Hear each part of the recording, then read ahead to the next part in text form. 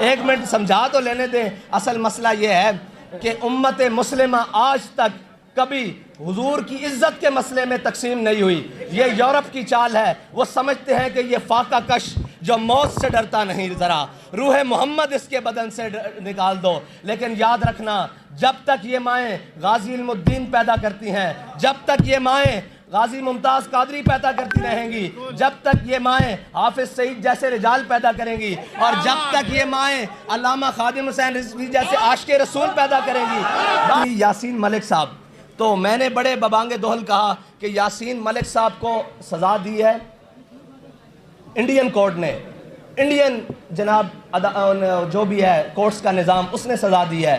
ہمارے ملک میں ختم وہ کشمیر کی آزادی کی جد و جہد کرنے والے حافظ سعید صاحب کو کس نے سزا دی ہے؟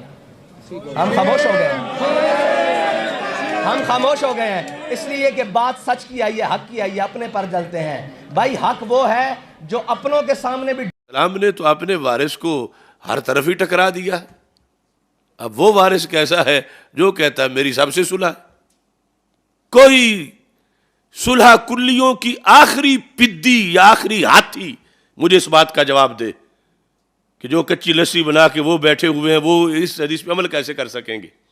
جو آستانے میں بیٹھ کے دین بگاڑ رہا ہے اس کو بھی سلام، جو مدرسہ میں بیٹھ کے دین بگاڑ رہا ہے اس کو بھی سلام، جو کوئی تنظیم بنا کے دین بگاڑ رہا ہے اس کو بھی سلام، جو حکومت کے اندر بیٹھ کے بگاڑ رہا ہے اس کو بھی سلام، جو باہر بیٹھ کے بگاڑ رہا ہے اس کو بھی سلام، جو ملک میں بگاڑ رہا ہے اس کو بھی سلام، جو بیرون ملک کافروں کی گود میں بیٹھ کے بگاڑ رہا ہے دین اس کو بھی سلام.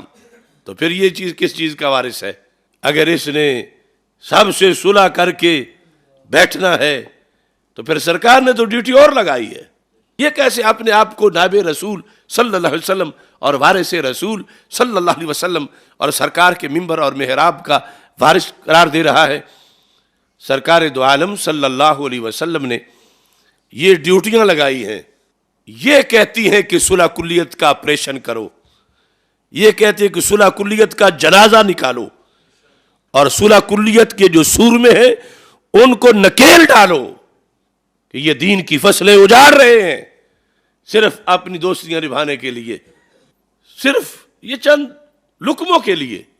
بعض مسجدوں کی کمیٹیوں کے بندے خود سنی ہوتے ہیں لیکن ان کے رشتہ دار غلط عقیدے والے ہوتے ہیں تو وہ خطیب کو مجبور کرتے ہیں نہیں چونکہ وہ ہمارے رشتہ دار ہیں. کاروباری پارٹنر ایسے ہوتے ہیں، پھر کچھ پیروں کے داماد بہنوئی خود ایسے.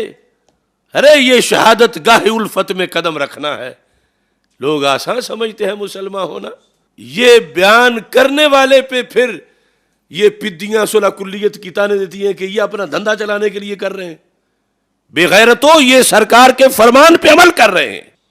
دھندے تم چلا رہے ہو، کبھی کسی کی پلیٹیں چاٹتے ہو، کبھی کسی کے کندھوں پہ جا بیٹھتے ہو کسی کی گود میں، اور آج لے ان کی پناہ، آج مدد مانگ ان سے، کل نہ مانیں گے قیامت کو اگر مان گیا.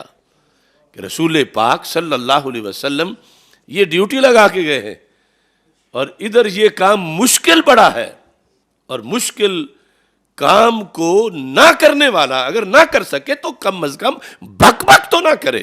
اب دین کی حفاظت مقدم ہے، دین کی حفاظت مقدم ہے. اگر وہ دین کی حفاظت شمع بننے سے ہو تو پھر بھی کرو، لیکن اگر دین کی حفاظت کے لیے شعلہ بننا پڑے تو پھر بنو، اور نہ بن پاؤ تو پھر اس پر اعتراض تو نہ کرو. ظلم تو یہ ہے.